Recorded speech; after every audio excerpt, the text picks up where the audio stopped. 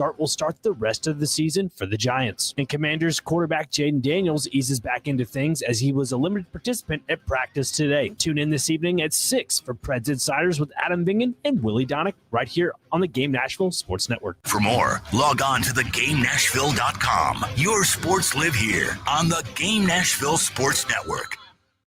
Your sports live here. WBUZ HD3 Laverne. We are the Game Nashville Sports Network. ESPN 94.9. The Fan.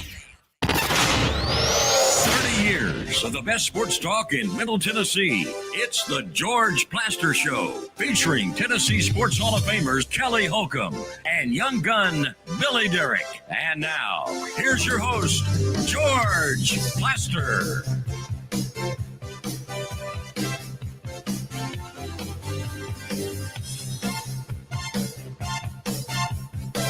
Yeah, it's a sunny Wednesday for the moment. It was raining an hour and a half ago. Now it's sunny.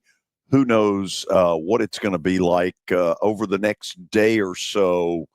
That's the way it's going to be. Check outside 1 minute, check outside another minute. It may be totally different. Kelly Holcomb should be with us at some point, but yet not yet available. So we'll sort of say hello to Kelly if and when he becomes ready. Let's see here. Parker Kelly, day 3. What's the stress level? It's rising, but it's not as high as it was on day 1. So that's always a good thing, right? Low stress levels. Why is it rising? Just because there have been a couple of things that I've been trying to upload that I haven't been able to, but we'll figure it out. We'll figure it out. Let's do this right off the bat then. My guess is that Terry McCormick is ready. And, of course, we start each show during the football season with Terry McCormick, Main Street Media, and TitanInsider.com. Terry, how are you? I'm good, George. How are you? Good. I got to listen in on a tad bit of Brian Callahan's press conference today. It seemed like he was not shedding a lot of light on much of anything. No, he didn't really want to offer a whole lot of information on, especially on the Jarvis Brownlee trade that kind of caught a lot of people off guard yesterday. So, well within his right to do that, but certainly it leads to a lot more speculation and guessing and things like that. But that's kind of where he was. Okay, 24 hours later, what is your best guess on that trade? Well, I think, George, and I wrote this on TitanInsider.com, I think they perceived Jarvis Brownlee to be a little bit of a loose cannon, a guy that maybe, was not someone you could build the type of locker room culture that they wanted around, and they felt like it was best to move on from him and to give him a start somewhere else. I think,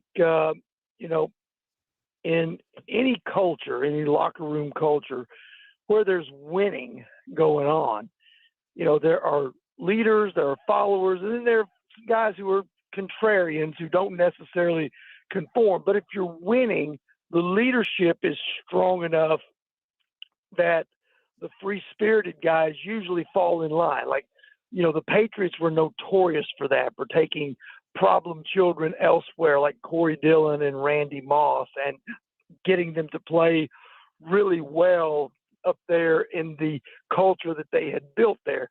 But when you have a losing culture and you don't have a lot of leadership, sometimes the people who are the contrarians lure the followers off to their side, and then you run the risk of locker room dysfunction. I'm not saying that's exactly what happened, but I think they were maybe wary of something like that happening because there isn't a lot of leadership in that Titans locker room. Okay, we'll go with that for the moment. What did he tell you about the decision to give up the play calling? Well, I think he said he wants to focus more on the overall operations of game day. You know, we've seen a couple of faux pas come through in the first 3 weeks of the season. There was the not challenging the catch in Denver. There was the clock mismanagement at the end of the first half in that game. And then Sunday against the Colts, the go for it or kick a field goal debacle that ended up with 2 timeouts and a penalty. So those are the things I think that he has to get corrected. And if he has to take play calling off his plate to do that, then so be it. Yeah. You were there. You kind of tell me where you want to go from here. All right. Well, looks like they're starting to get a few guys back, at least in the open part of practice. Kevin Zeitler was out there, did not see J.C. Latham, did not see Kalel Mullins, and did not see Bryce Oliver. But, you know, getting back a few guys that can help them, you know, if Zeitler is able to go, that certainly is going to be a plus. I don't know that Latham is going to be able to give it a go this week yet or not. He wasn't out there in the open part of practice, but just getting healthy bodies and kind of, you know, putting the best team you can put out there on the field should make things a little bit better, but there's still a long way to go for this roster. And, you know, I think, you know, Brian Callahan said it, and Jeffrey Simmons said it in the locker room that, you know, the more desperate team here in the battle of 0-3s is going to come out with a win on Sunday, and they're hoping like heck that it's them. Well, I don't know that that's necessarily really what it's all about. It's the team that executes better. Because no team's more desperate than the Titans, but that doesn't mean they're going to win. No, you're 100% correct on that. You know, I mean, it's a matter of can they figure some things out, and that's so hard to do, really, when you're talking about, you know, a rookie quarterback and rookie receivers and rookie tight ends. You know, you're hoping that everything comes together at the same time in order that some of these problems and mistakes can iron themselves out. And then on top of that, you've got to make sure that, you know, the line holds up and things like that. So it is a tall ask, and Will Anderson and Daniil Hunter will be a big problem for this offensive line, even if they are at full strength on Sunday. Yeah, give me your gut feeling as you watch them. I know I've got my own feelings because I watch the Texans as well. This is a team that, to me, has regressed huge offensively in the last year and a half. I am shocked at what I see. Yeah, and it goes back to one of the similar problems that the Titans have. That offensive line in Houston's not very good. The question is, can the Titans' defensive front, which outside of Jeffrey Simmons has not been very good, can they, you know, generate some pressure on C.J. Stroud and force him into being uncomfortable and maybe making a mistake? You know, thus far they've not affected anybody at the court, you know, in terms of opposing quarterbacks. They touched Daniel Jones twice on Sunday. They've had 2 sacks all year. One of those was from Simmons. The other one was on a blitz by Amani Hooker. So, you know, your edge guys are showing up as a 0 on the stat sheet pretty much. Yeah. Terry, appreciate the update as always. We'll do it again tomorrow. All right. Sounds good, George. Thanks. That's Terry McCormick's Daily Titans Update. He, of course, Main Street Media and TitanInsider.com. Those of you who may be watching by way of podcast, you know that Kelly Holcomb has arrived. He's ready and raring to go. Kelly, how are you? I guess I'm doing as good as I can, George. As good as I can. I know. Hang in there. I will. Appreciate you. Okay. Update time. All righty. This update is sponsored by our Football Night in Nashville promotion. Join us at Sports and Social tomorrow night in Green Hills Mall as Seattle travels to take on Arizona, the Seahawks versus the Cardinals. Okay. Hold on a second. First of all, really good game tomorrow night. Why is Seattle favored? Heck if I know. Secondly, when you come in tomorrow night, make sure and register to win that golf cart. valued at $15,100 through the folks at Mikey's Motors. Okay. So Ole Miss has made a decision for quarterback for their week 5 game against LSU. They are going to start quarterback transfer from Division II Ferris State, Trinidad Chambliss over Austin Simmons. Chambliss is set to make his 3rd straight start. Kelly, is that simply he's played well and we're not going to rock the boat? What do you make of that?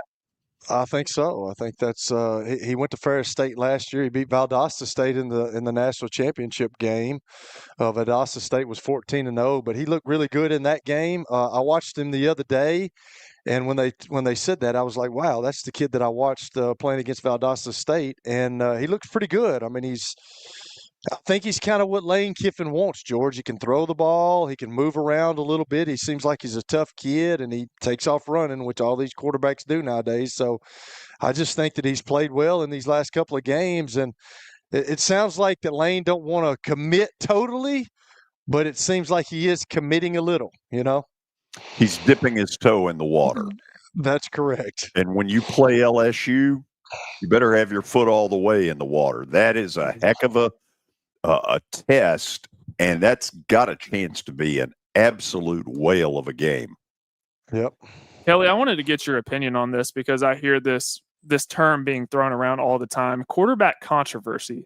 To me, when I think of quarterback controversy, I think of a head coach who doesn't have a capable starting quarterback, a quarterback that's able to go out and win a starting football game in the SEC.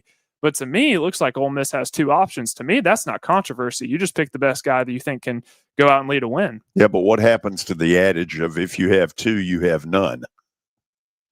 Yeah, that's true. I think when you have a controversy, I think the guy that's starting, the head coach probably doesn't have much confidence in, and he's looking, that's when I was in Cleveland, they called that a quarterback controversy. Tim had been playing. He played for a while. We didn't have very good teams around us. We had some players, if we could have added a couple of pieces here or there, we both were starting quarterbacks, but that's a tough deal because when you have 2 guys like that can play, it's always in the back of your mind. If I play bad, is he going to jerk me? And is he going to, if I throw an interception, what's going to happen? It's just you need to have an established guy, and that controversy stuff needs to cease to exist. And you better have one.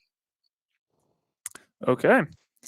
In sad news, out of Loyola Chicago, Sister Jean has announced her retirement due to health concerns. She is 106 years old. 106. 106. Wow. She's still going strong, but oh wow. I'm jealous How of her. That's amazing is that? That's 106. Yep. George, you may make it. I mean, George, you're only like 20 years behind, so you may make it. Yeah, same to you. And Kelly, you're 30 years behind. So how about that? Wow. Easy, Parker. Yeah. Easy, Parker. Don't get me on your Jimmy Johnson hair, Hoss. Okay.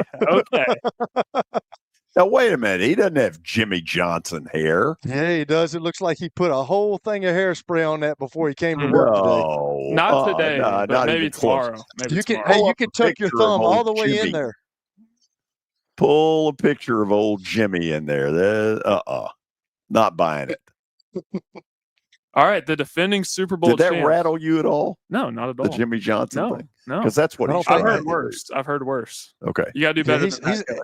He's not like Billy, George. He's got thick skin. He grew up in a locker room, man. Billy really didn't. You know what I'm saying? Right. I love it. Okay, the defending Super Bowl champs, the Philadelphia Eagles, have placed outside linebacker Nolan Smith on injured reserve after he suffered a strained triceps versus the LA Rams on Sunday. That was some game. Yes, it was. And until you beat them, keep going. They're Not still the guys. Say. He's hurt. We wish him the best. Well, how about that Jordan Davis touchdown at the end? That was incredible. Big man touchdowns. Big man. They got to get some love too. Can outrun George at 320. Probably outrun you. No, he can't outrun me. You don't know that. Yes. You do not know that. Oh, I don't know. I've seen George throw before. You don't want to know. No, I really don't. I don't want, because I'd tear my hamstring for sure. We don't want that. I got to say, this is a real shocker. Not really.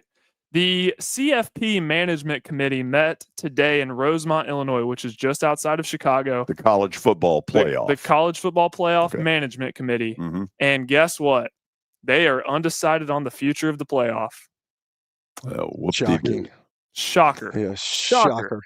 They'll probably make up their minds in a couple years or so. Well, they kind of have to do it by December because ESPN is supposed to get answers by then. So really all this visit was about was ordering room service and nice desserts. And getting together just like they do at the Combine and having some drinks. Having some sauce. Correct. All while wearing sweater vests. Look at that. Yeah. Okay, the Utah Jazz 5th overall pick, Ace Bailey, has parted ways with his agent, Omar Cooper. This is the same agent that told teams outside of the top 5 that if they drafted him, he would not participate in training camp and he wouldn't show up. I think this is a smart move on Ace Bailey's part. Okay. I'll take your word for it. Agreed. Okay. That is all the news that I had. That's it. Yeah. We're done. Look at that. Okay. After the break, Mike Organ from the Tennessean, Nashville's hardest working sports personality, will join us. Got a lot of stuff to talk to with him. So stay tuned. This is the George Plaster Show. When I got my first car, my dad told me, keep the gas tank full and my number on speed dial. Now parents are telling their kids, save 615-242-9000 just in case. I'm Blair Durham. If you or someone you love is in a wreck, call us. We're here to get you the money you deserve. A golf cart from Mikey's Motors is the perfect way to get around this summer. Whether you're going to the park, the pool, or the playground, do it in a brand new golf cart from Mikey's Motors, Franklin and Murfreesboro. Summertime fun in Tennessee. That's what we sell at Mikey's Motors. Come see how we roll. It's easy to say good things about the folks at Strike and Spare Family Fun Centers. Number one, I trust them with something that's near and dear to me, the Plaster and Friends Celebrity Bowling Night. But more importantly, I see the fun people have. They enjoy the bowling, they enjoy the camaraderie, and you will too. Come by any of their locations and get ready to have some fun. As the trusted premier custom home builder in Middle Tennessee, Donnelly Timmons has over 20 years of experience in the industry. Whether you're looking to build your dream home or renovate your current home, their team will ensure that every client and every remodel is unique, luxurious, and completed on time within budget. Founders Dustin Timmons and Joey Donnelly have over 25 years of construction experience in the Nashville area. Together, they have completed projects in Forest Hills, Oak Hill, Green Hills, Franklin, and Brentwood. Dustin and Joey believe that communication is the most important aspect of all construction projects. Therefore, they personally manage each project themselves and are involved in job site activities on a daily basis. Their commitment to quality and integrity has earned them an outstanding reputation among their clients. Contact them to set an appointment for a free consultation or to view some of their completed projects. Give them a call at 615-456-7983 or log on to DonnellyTimmons.com. At Wilson Bank & Trust, we believe you shouldn't have to choose between personal service and digital solutions. As your local independent bank, we're proud to offer the relationships and trusted service you expect, along with the tools and technology that keep you moving forward. So whether you're growing a business, buying a home, or planning for the future, we're here to help. Because this isn't just where we work, it's where we live, too. Wilson Bank & Trust, here to get you there. Member. Are you looking for expert medical care in Nashville without leaving your home? Medical House Calls brings concierge-level health care directly to your door.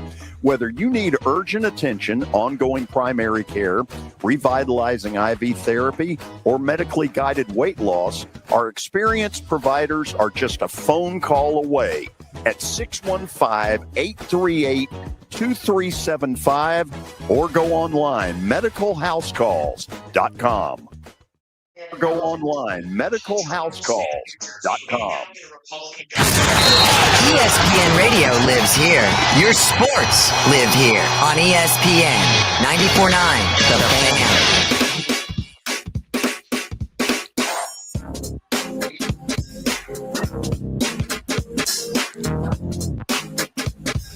Okay, we are back on what has turned into a sunny Wednesday afternoon in Nashville. And we start the show essentially by saying hello to the hardest working man in Nashville sports, and that is Mike Organ from the Tennessee. And Mike, how are you? I'm hardworking and rejuvenated after a week off last week, George, so I'm good to go. Did you do anything fun? No, just hung out and got some things done around the house last vacation of the year, just tying up some loose ends. Okay, let's talk what is out there at the water cooler, and that involves Brian Callahan, who anybody that knows him, and I don't pretend to know him very well, is a really nice man. But Mike, the level of anger that is being directed at him right now, I mean, look, there's no question he looks overmatched. But there is a real anger that is coming out here. And I'll admit, to a point, it's kind of surprised me. It has me too, George. I think it may be misdirected also. I mean, I think you got to look at ownership. That's what's gotten us where we are with this franchise, which has just been terrible recently. Since Amy Adams fired John Robinson, the franchise has just been bad, and it doesn't appear that she knows what she's doing at this point. And with that being the situation, it's hard to put it on the coach that she hires, because you can't have any confidence that she's going to hire a good coach. Now, she's hired a coach that's never called plays before, and he was the head coach and play caller, the offensive coordinator. And, that just didn't seem like the right thing from the get-go, since he'd never called plays before, and it proved to be an issue. He's in over his head with making game time decisions and calling plays. There's a reason that you have different people doing those jobs. It's because you need two different people doing those jobs. And he's proven to have a problem with that in 2 of the 3 games this year already. So let me toss it at you this way. There's no question that there's an ownership issue. There's a Burke Nihill issue as team president. I don't think he knows what the hell he's doing. And I've not thought that for a good while now. But in her case, she had the opportunity to kind of piggyback off her father's legacy. And, he was much more available, even though the front office cringed when he talked. He's gone the other route, and the only person she seems willing to talk to is Teresa Walker. And would she benefit? Would the franchise benefit at all if she started talking a little bit and saying, look, here's where we are. Here's where I am. I want you to know my plan. Absolutely. And I think you hit on it when you said they cringed when Bud would speak. And I think that she's mistaken there. She thinks that, she's going to be the same. No, he was different. That not many people spoke like he did. They didn't have the arrogance that he did. She would be better at it than he was. She's proven she's better at it. When she has spoken, she's been pretty good. She's just not done it enough to get good at it. I guess, okay, here, one of my problems is I've always been told she's more interested, that her interest doesn't lie in this franchise, that her greatest interest is in her horses and things other than this franchise. Now, she's the only one that can defend her. She's the only one that can tell me if that's true or not. And I know there's other people that believe that. I think you and I have talked about that before. And she's the only one that can come out and say, well, I do love my horses, but, you know, I'm versatile enough that I can have interest in other places. You know, I can handle both. Until she comes out and says something like that or addresses the other criticism toward her, then it's just going to linger out there. Okay, so let me go back to Callahan for a second, because obviously one of the goals is to get this thing into a shape where when they get in the new dome stadium, that it's on kind of an upward mobility. I can remember the Cleveland Indians back in the 90s when they moved out of the mistake on the lake and got themselves a beautiful new ballpark. It coincided with them getting really good and ultimately going to a couple of World Series in a 3-year period. I guess I'm kind of asking myself at this point, what could Brian Callahan possibly do that would save his job? Because as I look at this roster, it sure as hell isn't going to be in wins and losses. No, and I think that ship has probably sailed. I think that if we weren't sure already, that we were made sure of that yesterday with what he did do, turning over the play calling duties. So I don't know what he could do short of just pulling off 3 or 4 upsets. I don't even think 1 or 2 would get it done. As desperate, and I mean truly desperate as this team is, just for a win, George. They're 3-17 under this guy, and you know, a win would do wonders. But I think it would take a couple of big wins for him to save his job, and his quarterback would have to be really good in both of those games, because I think that is where his only true hope hinges, is in the fear that another change is going to set Cam Ward back. Not that he's made that many great advances, but he has shown that he's got potential, and another change may hinder that. May hurt his potential. You know, we saw what Ken Wisenhunt did with Jake Locker with this franchise. He ruined him. And I think that the fear is, one, either if they don't get this guy out, Callahan, then he's going to ruin the quarterback. And then on the flip side, if they make another change, that could hinder him. So it's kind of a damned if you do and damned if you don't kind of situation.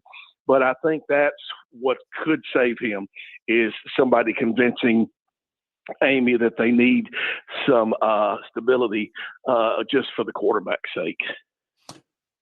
Over the last year and a half, 2 years since we've had you on, every once in a while I'll ask you about at the Tennessean what moves the sports needle. Right now, with Vanderbilt really doing well, way beyond most people's expectations, what level of moving the needle do you all see that doing? Really big, huge. As you know, George, I've been there a long time. I've never seen Vanderbilt football at this point. I've never seen there be more interest in Vanderbilt football than there is right now. I'm calling some former quarterbacks right now. I just put a call in reached out to Kurt Page, who's overseas. Yeah. I'll be calling Whit Taylor later, Mike Wright, some others, and just going to ask them, is this the greatest quarterback in Vanderbilt history? Because I think it's not just a legitimate question. I think it's almost an obvious question. I think he is. Not in terms of talent, not in terms of pure quarterback ability, but in terms of being a winner. You know, I don't think it's up for argument. You have to go back to Bill Wade to find a guy that has had this kind of impact on the program. And I mean, Jay Cutler was a fine quarterback, but he didn't make the players around him that good. This guy makes everybody so much better, George. It's just incredible how good everybody on that team appears to be. And I know Clark and his staff have done a good job bringing in some talent. I really am impressed by that, what they've done on the offensive line. But I don't think these players are as good as they look. I think Pavia makes them look better. By the way, later today in our Clark Lee interview, we talk about some of what Mike just mentioned, what is around Diego Pavia and how much better is it than it used to be. Kelly, the floor is yours. Mike, what y'all just talked about with Vanderbilt, does it have staying power? Because, they not only brought in Diego Pavia, which is obviously the guy on the field, but they brought in Jerry Kill and they brought in Tim Beck, who's the offensive coordinator. And, if you lose one of those guys, which obviously if they're having this kind of success, I mean, you hear that Jerry Kill loves Nashville, but like Tim Beck would obviously be a hot commodity, I would think, if from what he's done at Vanderbilt with Diego Pavia. And I've said this before: if those two guys don't come, Diego Pavia is not coming to Vanderbilt because Clark Lee would not look at him. I guarantee he was sold the goods, and then he found out, hey, this 5'8" kid or 5'9" kid can play. But does this have staying power over the time? Because he's going to leave next year unless he gets, as Parker said the other day, unless he gets his 20th year. But he's obviously going to leave next year. And, if those guys leave or if Tim Beck gets a job somewhere, can they keep this thing going? I didn't see it. When I was at a meeting yesterday where I was told that Pavia tweeted something recently saying that he will this is his last year. That I know there have been some speculation that he might get that 7th year, but that he's made it clear he is going to leave. So what you're asking about, Kelly, we're going to find out because he's not going to be there next year.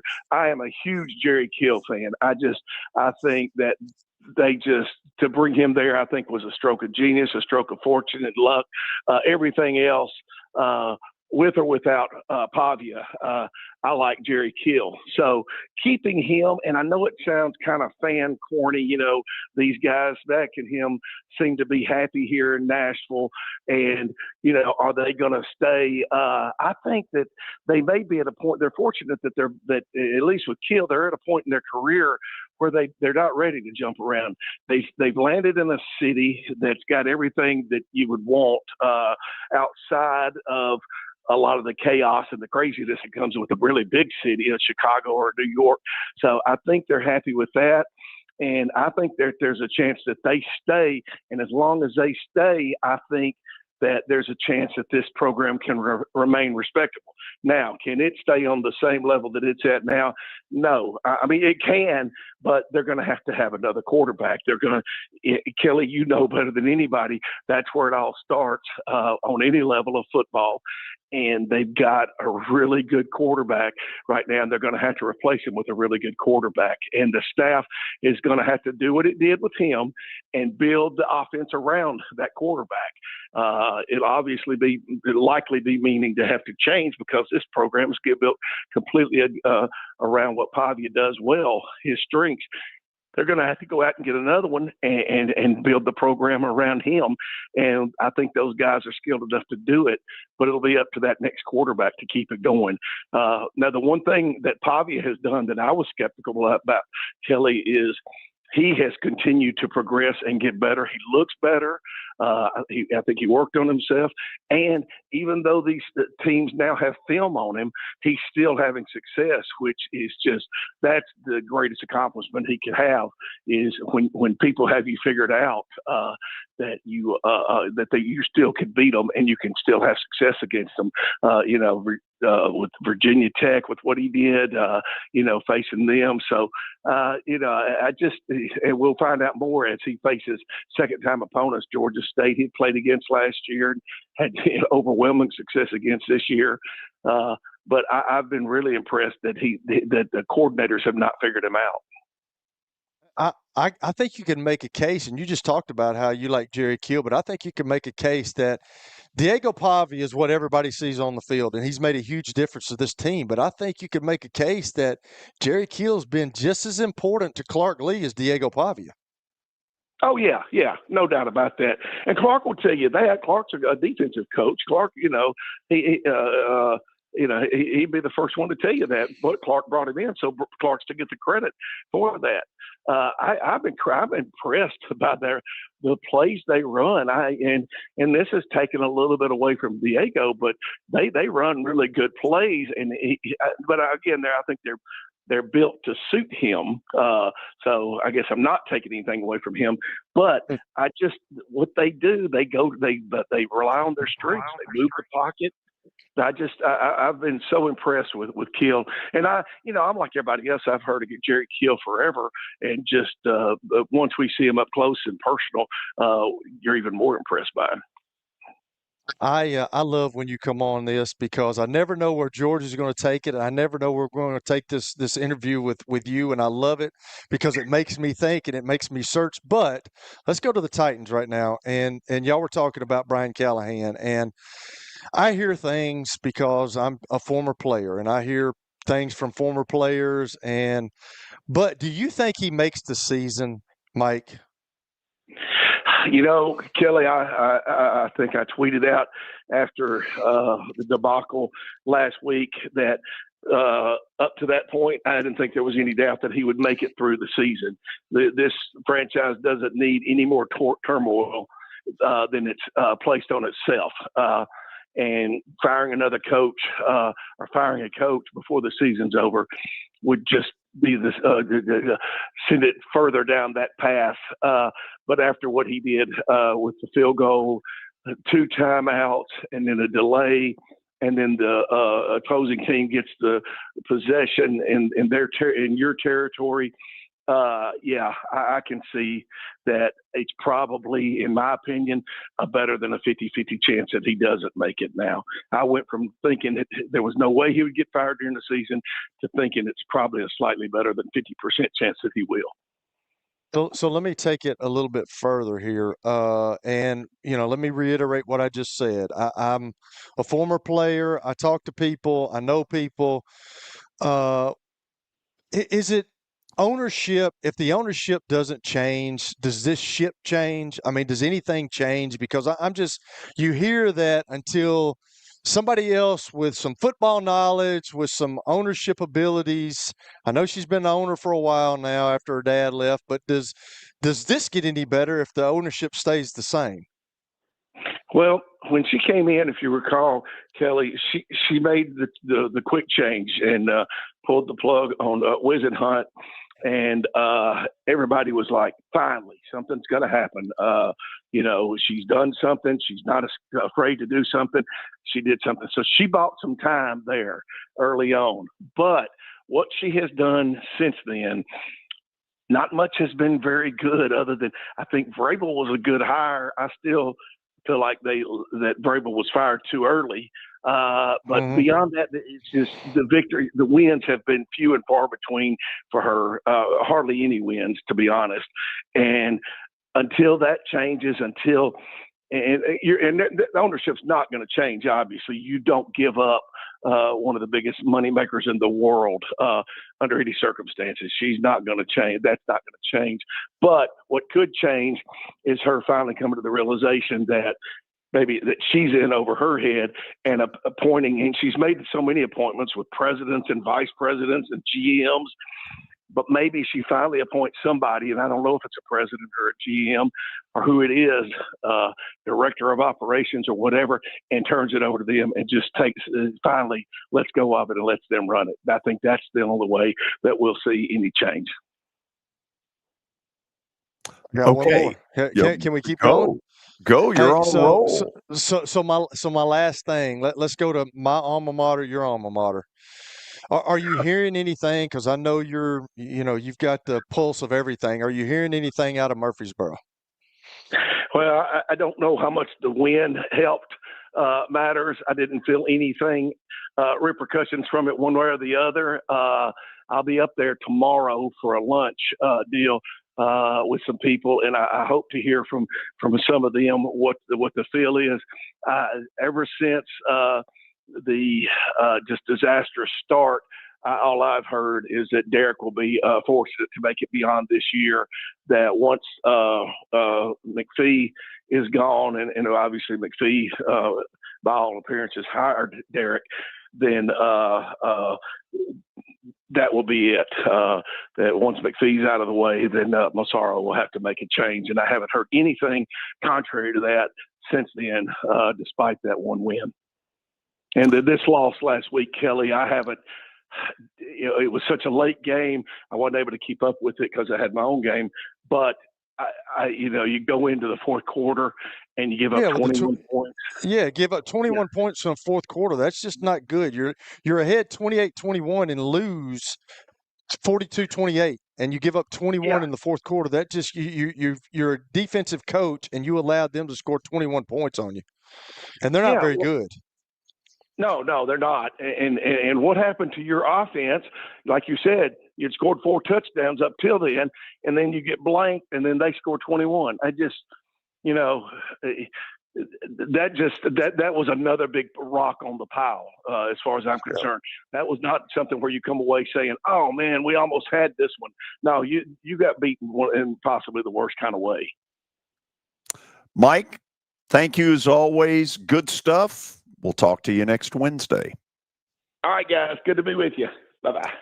Mike Organ from the Tennessean joining us, and we thank him as always. After the break, I'm going to pose something that to me feels like common sense, but as most of you know, I have very little of that.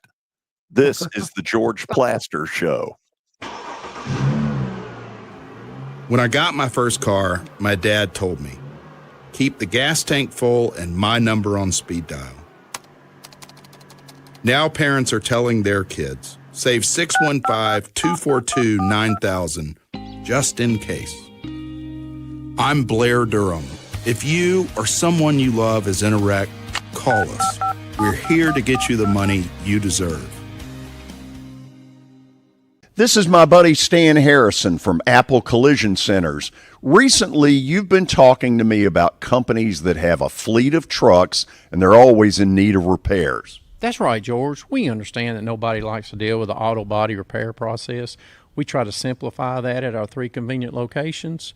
We work with all major insurance companies. We help to ease the stress of the auto body repair process. We're located in Old Hickory, Hendersonville, and Gallatin. If you need our services, please stop by and see us.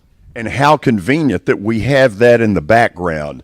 Now, seriously, these are good folks. They do really good work. Give them a holler. Holler. Sports and Social at Green Hills Mall is the new home for our football night in Nashville promotion. Their food is terrific. Their TV setup looks like a racing sports book in Vegas. And if you're a sports fan, you can't beat it. Starting September the 4th, we'll broadcast from Sports and Social every Thursday night. There's Pop-A-Shot, great football, and the chance to win a beautiful Mikey's Motors golf cart. See you at Sports and Social in Green Hills Mall.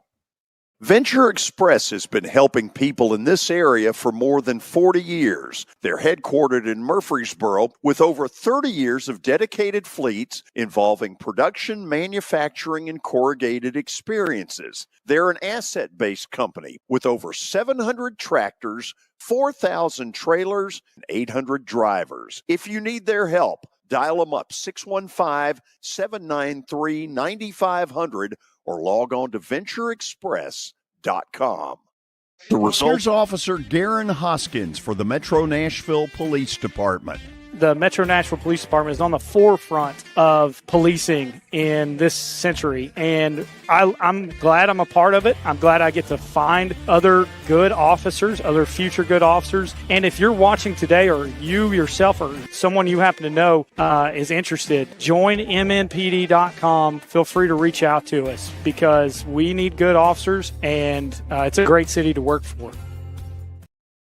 Plaster Show advertising family, it's simple. Just email me, plastergeorge@gmail.com. Again, plastergeorge@gmail.com. We will fit your budget and your needs.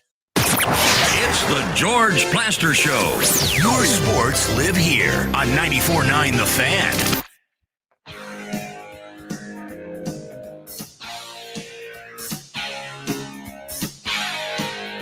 I don't know whether the boys are back in town or not, but they're certainly on this show. And we welcome all of you in on this suddenly sunny Wednesday afternoon. So, Kelly, common sense. You ready? I didn't hear Kelly there. Did you not? I do now. Here we go. Okay. Back last December, when Diego Pavia filed the lawsuit, the truth of it is I couldn't find one person in the athletic world who thought he would win. The only person that told me he would win was my attorney in my Cumulus lawsuit, Jack Waddy, who's a hell of a lot smarter than I am. I thought he was crazy at the time, but he told me that he had talked with Pavia's lawyers and he saw where they were coming from, and thus his belief, and he said it on the air the day I had him on, I think Pavia is going to win the lawsuit. Okay? So there's one where I admit I didn't see that going in. A lot of people didn't see it, but he won that lawsuit. I don't know if win the lawsuit is the correct term, or he got to stay or whatever. Who the hell cares? The fact of it is he's playing another year at Vandy. Now, without knowing all of the legal minutia in this case, his people have gone back to court talking about another season for him. And that, leads to a lot of jokes about, can you play until you have your AARP card? Right. Yeah. But he has come out on at least a couple of separate occasions and said, no matter what happens here, I won't be playing next year. Right. I don't believe that. Do you not? No, I'm not. And let me make clear, I'm not calling him a liar. Yeah. Okay. Wouldn't be real good PR right now since he's about the most popular person in town. But here's where I'm going with this, Kelly. Let's say that he gets a court, his people get a court to buy in. And they say, you know what? What you've said in court is right. Boom. Okay, everything I see about Pavia and the college landscape is that whether it's at Vanderbilt or another place, he would get somewhere between $2 and $4 million next year, right? I would say so, yes. Then why wouldn't he play? Oh, that's a good question, George. You always bring up good questions that I get stumped on, and I don't, I'm sure he has I don't know if he can go to the NFL. I mean, he's not the type. Well, come on. We both know that isn't going to happen. I know that, but hey, I don't know. Stranger things have happened. Doug Flutie was his size too, and Doug Flutie made it a little while. So, yeah, but okay. Hold on a second, though. Wouldn't that be the recipe that Diego Pavia, if there is a football future, at the beginning, it's Canadian Football League? I would think so, but you think of some of the guys I just said, Doug Flutie. You think of Dave Craig. Dave Craig wasn't a very big guy. He played for a long time. Stranger things have happened, George. Like you talk about basketball, Muggsy Bogues. I went to a speaking engagement with Muggsy Bogues. The dude is like, he was under my armpit, and you wouldn't think that he would make it in the NBA either, but he made it for a long time. He sure did. I don't know. I mean, he may be thinking that he might get a shot at that, and that might be why he's saying that, hey, I'm not coming back next year. But when he finds out, or if somebody tells him that, hey, it's not looking good for you there, I can see him doing what you're talking about. I can see him going for that other year. I don't know. I'm going to take things at its face value, and when he says that, I don't think he'll be back. But you may be right. I don't know. And look, it's very possible, number one, that he won't be back because his people don't win whatever it is they're trying to achieve in court. Right. On the other hand, if by some chance they do, and God knows the NCAA's track record ain't all that good in court. True? You're 100% true. Okay. Diego Pavia is not stupid. Okay. Not only is he talented, he's pretty smart. He knows damn good and well that his stock has done nothing but go up. And whether it's Vanderbilt that is going to pay it or some other school, he knows full well that if legally he is allowed another year, he can put $2 to $4 million in the bank. And that ain't happening in the NFL. It's not happening in the Canadian Football League, that UFL, whatever the hell that thing is. Come on. We don't know that though, George. We really don't. I mean, Kyler Murray's not a big guy. He won the Heisman Trophy. He can fly, but stranger things have happened in that league. And I don't know, if somebody falls in love with him and likes him, they may give him a chance. And then if he gets a chance and he goes out there on the field and he does some things that he knows he can do, I mean, I'm not saying he can't. Work with I'm for him. I'm not against him. I'm just saying that just because he's put it out there that he's not going to play next year, I'm saying, and let me do it the right way with Corso. Not so fast. Not so fast. Not so Yes. fast. You may be right, George. I don't know. And I wouldn't be surprised if he's trying to, talk to some people and see if he's got a draft status, if he knows if he knows anything or if he has a shot, maybe. And then if they say, "Come on, man, you don't," then I can see him doing that. Going back on what he said and saying, "Hey, I'm going to try to play again," because you're absolutely right. If it's not at Vanderbilt, I promise you, Hugh Freeze would probably take him. I'm sure he probably tried to get him when he was leaving New Mexico State. So there's people, there's buyers out there, and he's shown that. I just, man, I like the way he plays, George. Sometimes I know he's a good. I know the guys love him. I really do, and I know his teammates love him. He's like a Baker Mayfield type guy. But like every time he seems like he fakes that ball, he's going to take that ball.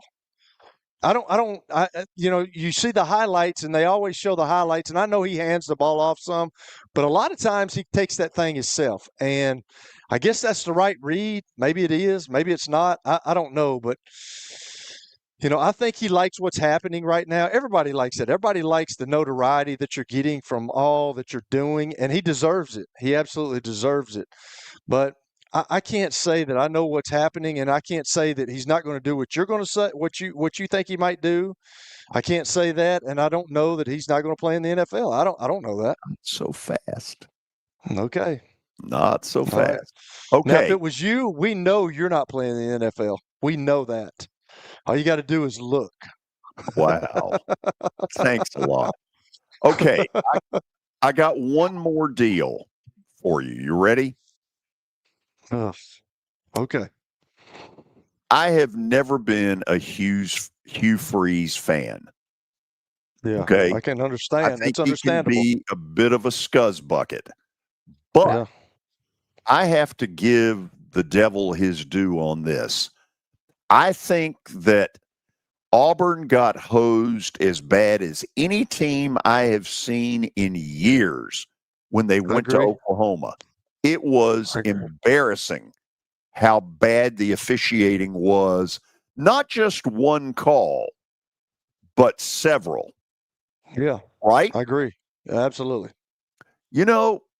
Freeze has really kept his composure in this deal.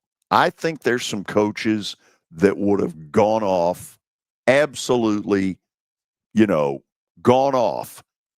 And Freeze, to his credit, really hadn't done that, has he?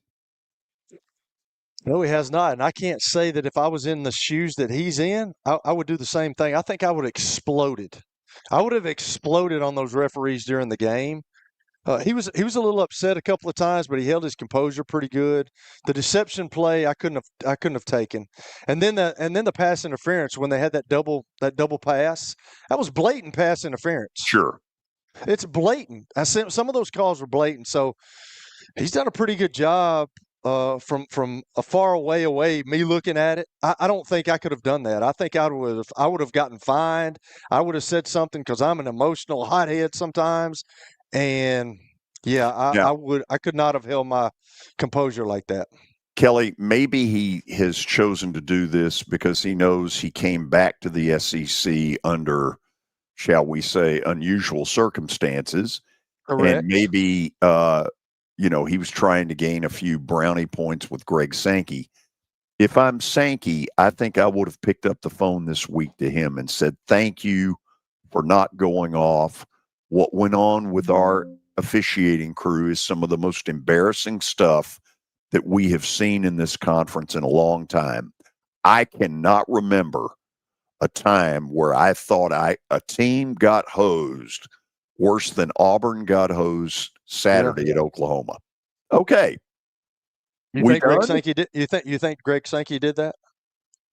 I don't know. So you My would gut have feeling no, but I don't know that. Anyway, we got to run. 4:00 hour, full of stuff. Clark Lee will be the leadoff hitter before that stat of the day, which probably will bomb. This is the George Plaster Show. When you're all in for game day, Electronic Express has you covered with the largest selection of in-stock TVs and home theater systems that put you right in the action. And feed your game day crowd with a grill built for tailgating at home, fridges that keep the drinks cold, and dishwashers that make cleanup easy. Shopping local has its perks too, like free delivery and up to 24 months interest-free financing. Whatever you need to make game day a winner at the guaranteed lowest prices, we've got that. Visit us in-store or at electronicexpress.com. The wait is over. The largest sports book in Kentucky is now open at the Mint Gaming Hall, Kentucky Downs. Feel the rush of every play in a venue built for sports fans. Catch all your favorite games with an 80-foot screen, stadium-style seating, and live daily broadcasts from VSiN, the sports betting network. Plus, download the Circa Sports Kentucky mobile app today and start betting like a pro anywhere in Kentucky. The largest sports book in Kentucky, Circa Sports, is now open at the Mint Gaming Hall, Kentucky Downs. The Rich Eisen Show. There's one thing Clark, I feel there was as certain about anything about. Is that Russell Wilson starting against the Chargers? 100%. You definitely don't want to put the kid back there until your left tackle's fully able to play. And you're certainly not going to put him in against a defense that is marauding. The Chargers are the last team you want to do it against. You do it against the Saints a week later. The Rich Eisen Show. Weekdays from noon to 3 Eastern on ESPN Radio, ESPN Plus, and on Disney Plus. Now, here's your latest Fox 17 Code Red weather report. Brought to you by Window Nation. Get 2 free windows when you buy 2 at windownation.com. I'm Fox 17 meteorologist Brett Luna. We'll get another day of showers and thunderstorms today. The overall severe threat is pretty low, but some of the strongest storms could bring some strong winds, some hail, and heavy rainfall. More storms are possible Thursday, but we'll start to dry out by Friday. Your sports live here on the Game Nashville Sports Network. Your sports live here. WBUZ HD3 Laverne. All around the world on the Game Nashville app. We are the Game Nashville Sports Network. ESPN 94.9. The Fan. A Cromwell media station. 30 years of the best sports talk in Middle Tennessee. It's the George Plaster Show, featuring Tennessee Sports Hall of Famers Kelly Holcomb and young gun Billy Derrick. And now, here's your host, George Plaster. Our stat of the day is brought to you by Apple Collision Centers, and it's a good one. Diego Pavia has quarterback Vanderbilt to their first ranked seasons since 2013. Who was the quarterback for the Commodores during that season when they finished the season ranked number 24?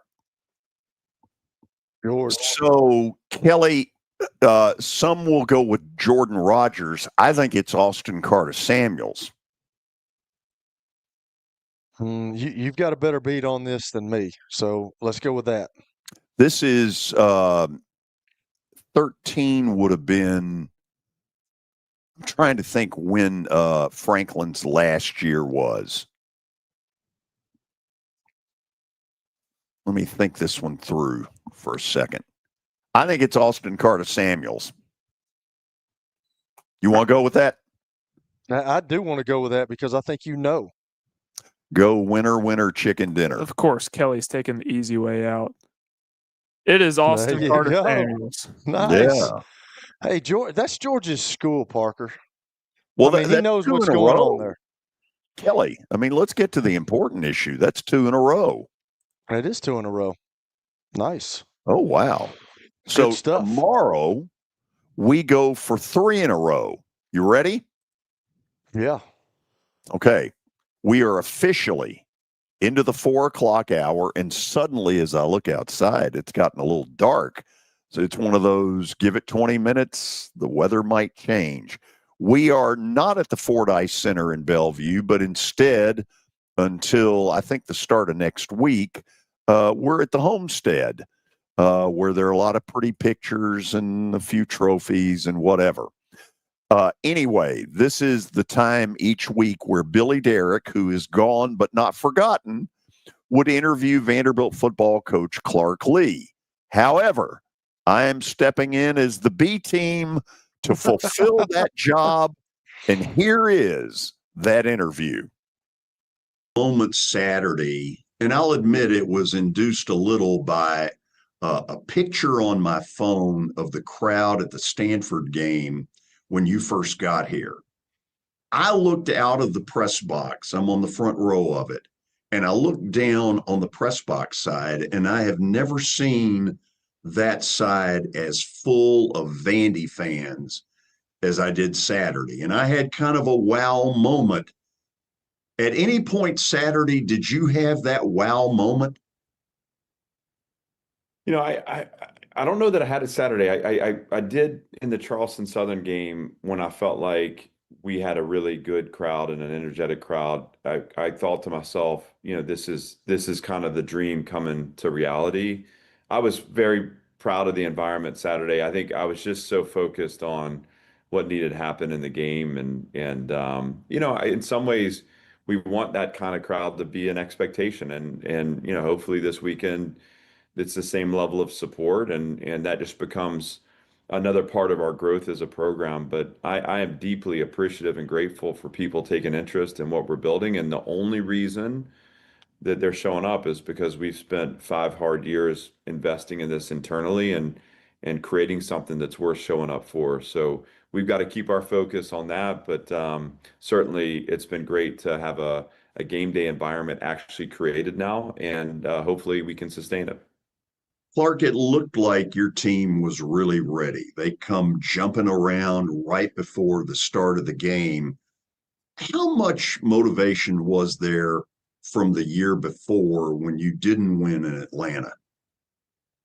You know, we've talked about that game a lot since January. I think sometimes it's lost on people outside the program a little bit, where just how long you spend forming a team. You know, this is not something that we came to in August. It's something that we started in January, and we've methodically kind of laid the framework here for what we want this team to be. And so that's a game we spent a lot of time on. We talked a lot about, you know, what led to the performance, and how we get out in front of that. You know, honestly, when we got to Tuesday, Wednesday last week, I felt like I saw a focused team and a committed team and invested team.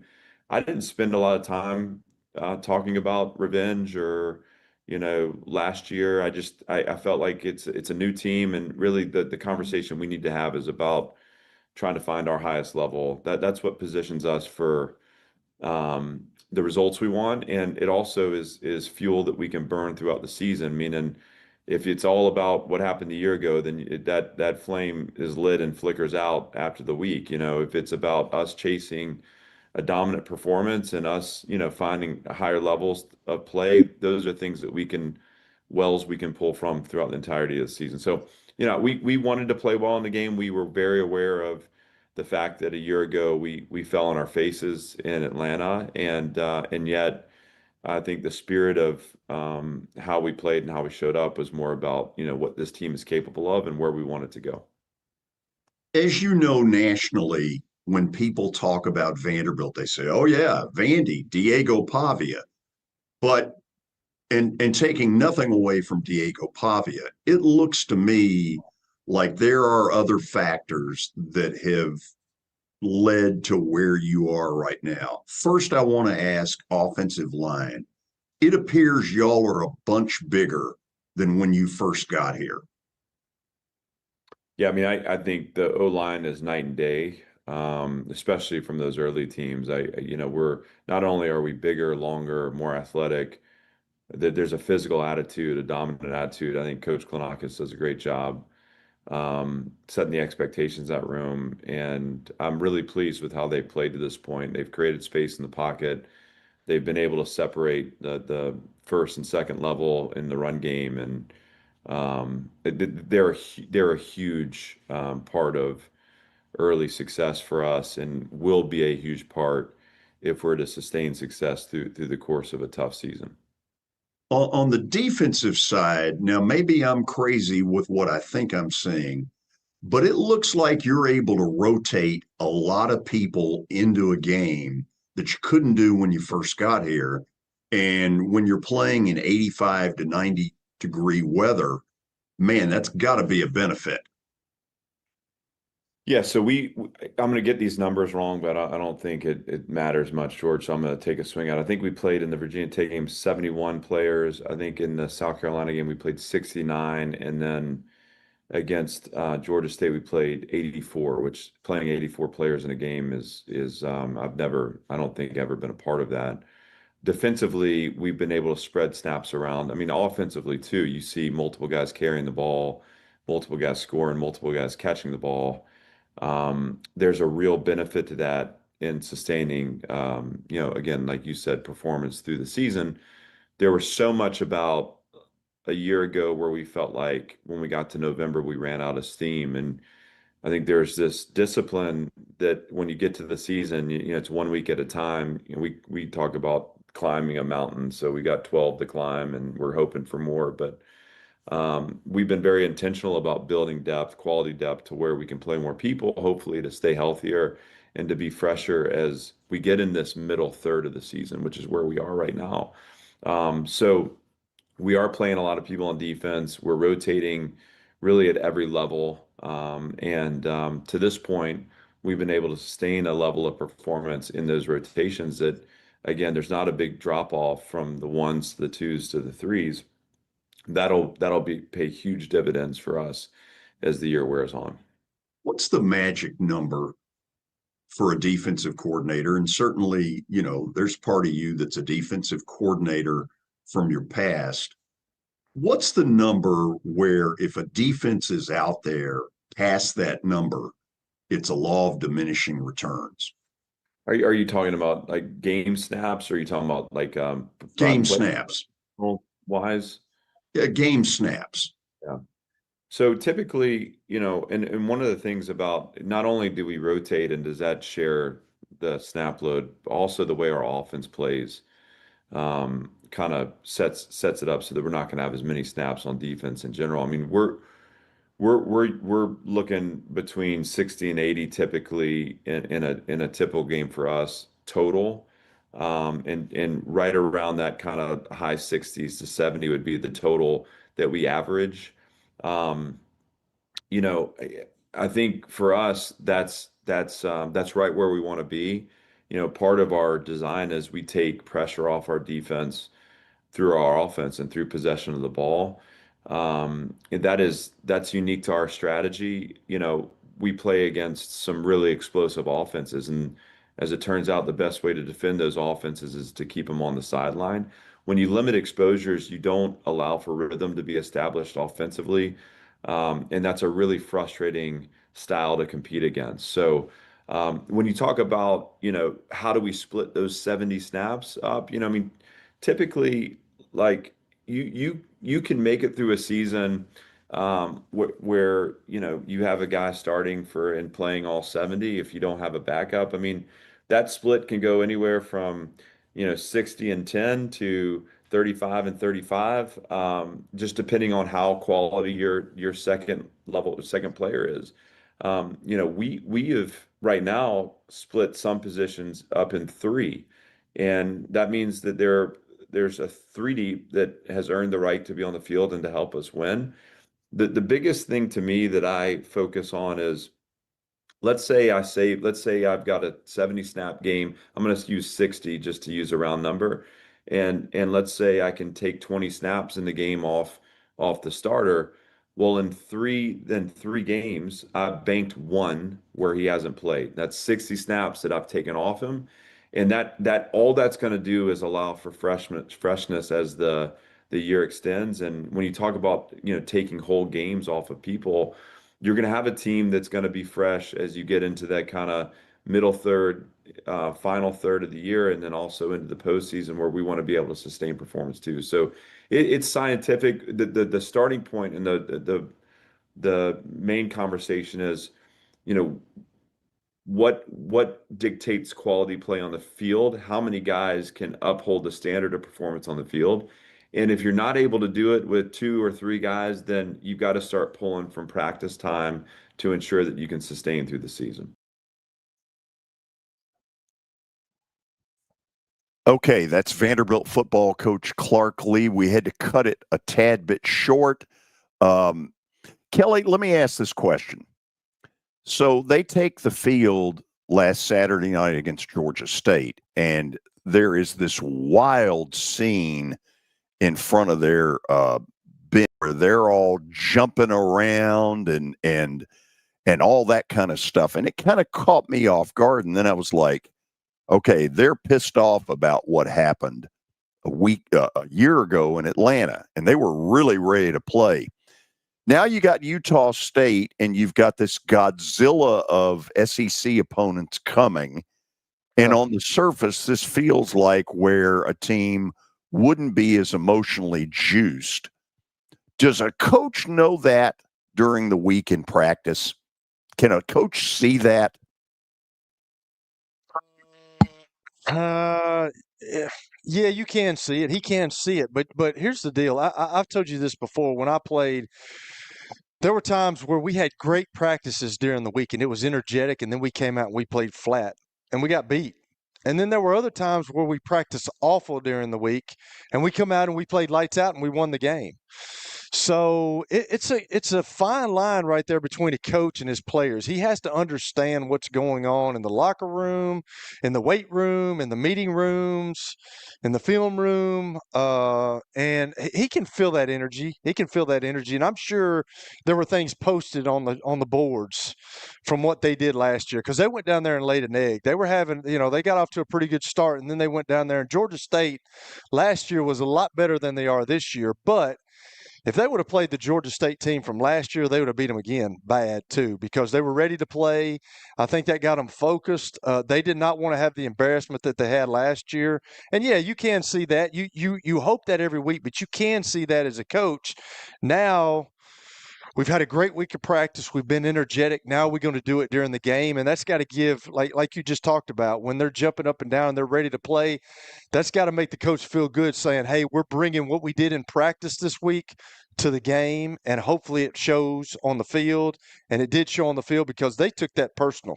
When you see that score, I mean, Diego, they would have, if they could have scored 100, they probably would have. But they were ready to play. They were focused, and they were not at all going to let what happened to them last year happen this year. Okay, let's go to water cooler talk for a minute. Move away from Utah State. Hopefully the players don't do that, because it's a great opportunity for a 5th win. But then playtime's over. Alabama down there, a bye week, which I think is at a perfect time. Couldn't come at a better time. And then home against LSU. In your opinion, can they hang with the Alabamas and the LSUs? I think this weekend Alabama is going to put all their energy and focus, obviously, on the Georgia Bulldogs, and I think Vanderbilt's hitting them at a right time again. I really do. I think they can, George. I really do. I think they've turned the table. I think they're a really good football team. I don't think it's just the old cliche of, hey, it's Vanderbilt. It's Vanderbilt. I don't think you could do that. I think they can play with these teams. Whether they win, I do not know. But I don't think it's going in. And I promise you this, Alabama's not taking them lightly like they did last year in Nashville. I promise you that. No. Now, how are they going to be after coming off a tough game to Georgia? Did they win that game? Did they lose that game? If they lost that game, they're probably going to be pissed off. If they won that game, this is Vanderbilt again. I just don't think that I don't think that the Alabamas and LSUs are going to discount what Vanderbilt's doing right now. And yes, I think they can play on both sides of the ball and special teams wise with these teams in the SEC this year. Parker, do you think they can? I think they can play with them based on what they have at the lines of scrimmage. I think this is the best offensive line. This isn't a typical Vanderbilt offensive line. It looks like a real SEC, what you would see at Alabama, what you would see at a Georgia. Now, how good is Alabama? We know that they got ran through by Florida State in week 1. They also started Ty Simpson, who made his first true road start. How have they looked since? They've been blowing out teams, but they've also had UL Monroe, and then they had another cupcake in there. They had a bye week, and now they get Georgia. We don't know how good Alabama is. Do I think Vanderbilt can compete with them? Yes, I do. I especially think they can compete with LSU since it's at home, and LSU can't run the football right now to save their life. I think Vanderbilt can compete. I'm with Kelly. I don't know if they can win. Okay, after the break, we'll talk to you about a second college game that will go on in Nashville Saturday, and that involves Tennessee State against an undefeated Tennessee Tech Golden Eagle squad. We'll talk with the head coach at Tennessee Tech, Bobby Wilder. That comes up next on the George Plaster Show. When I got my first car, my dad told me, keep the gas tank full and my number on speed dial. Now parents are telling their kids, save 615-242-9000 just in case. I'm Blair Durham. If you or someone you love is in a wreck, call us. We're here to get you the money you deserve. A golf cart from Mikey's Motors is the perfect way to get around this summer. Whether you're going to the park, the pool, or the playground, do it in a brand new golf cart from Mikey's Motors, Franklin and Murfreesboro. Summertime fun in Tennessee. That's what we sell at Mikey's Motors. Come see how we roll. If you're looking for fun for the family, it's easy to say good things about the folks at Strike and Spare Family Fun Centers. Number one, I trust them with something that's near and dear to me. The Plaster and Friends Celebrity Bowling Night. But more importantly, I see the fun people have. They enjoy the bowling. They enjoy the camaraderie, and you will too. Come by any of their locations and get ready to have some fun. Convenience and value, 2 words that we expect when we do business. Our goal at JHA Company is to deliver just that, both to our school partners and to our customers. Whether you're purchasing photos, yearbooks, class jewelry, letter jackets, school spirit wear, or senior graduation products, we strive to make the experience easy, convenient, and cost-effective. Find out more at jhacompany.com or call 615-867-6345 for more information. JHA, one source, one company. If you are paying too much for your health insurance, you know what? You need to contact the folks at Pancoast Benefits. Pancoast works with businesses and individuals to tackle the high cost of health insurance. Whether you're a business owner, large or small, self-employed, between jobs, or over the age of 65 and in need of a Medicare plan, Pancoast can help. They make understanding your benefits less difficult and more personal. So check them out today. PancoastBenefits.com or call them at 615-292-3400. Are you looking for expert medical care in Nashville without leaving your home? Medical House Calls brings concierge-level health care directly to your door. Whether you need urgent attention, ongoing primary care, revitalizing IV therapy, or medically guided weight loss, our experienced providers are just a phone call away at 615-838-2375 or go online, medicalhousecalls.com. Your sports live here on ESPN 94.9 The Fan.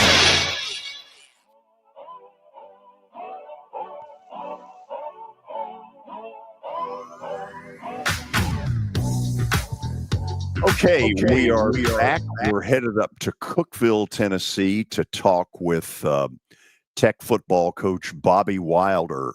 For those who maybe have not paid as much of an attention, they are ranked 11th in the country right now in their division. They are 3-0. They took UT Chattanooga behind the woodshed in the game that I got to see up there. Some of you know the closest thing I have to a nephew, Timothy Koutras, is a really good player for them back in their secondary, is a two-time All-OVC player. So from time to time, I get the chance to go up there and see them. And so is that the signal? That's the signal. Let's go to Cookeville and say hello to Tennessee Tech football coach Bobby Wilder. Bobby, how are you? Hey, great, George. Good to be with you. And your nephew's playing some really good football right now for the Golden Eagles. Yeah, I know. And I'm hard pressed to want to go very far with that. But since you brought it up, how well is he playing?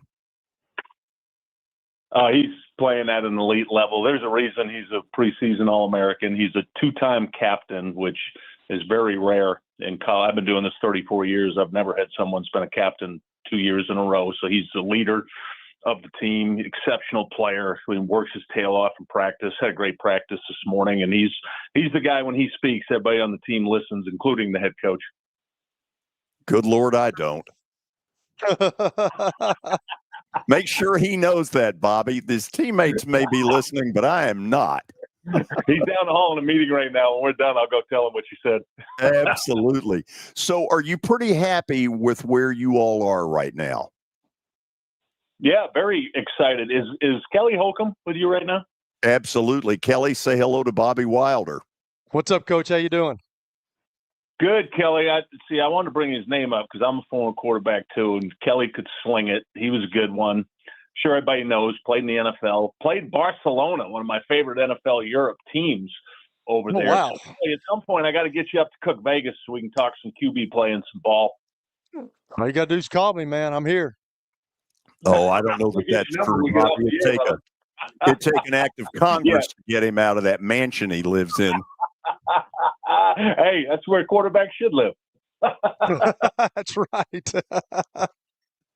Okay, yeah, answer your question, George. Really excited with the start. We were preseason 20 in the nation. We were getting a lot of preseason pub because we signed the number 3 ranked recruiting class out of the portal, and those kids have all played really good football. Our quarterback, Keikoa Vesperis, is on the Walter Payton watch list. He came in from Eastern Washington last year, played in the Big Sky, which is one of the best conferences, FCS, led the nation in completion percentage, and he's doing that for us here right now. He's playing really good football, and all those kids we took on the portal, we hit on. They're all good players. They're all playing well, and mixing in with the guys like Tim Koutras that came back from last year, a team that tied for the conference championship. We're in a really good place right now with this roster and the mindset of this football team.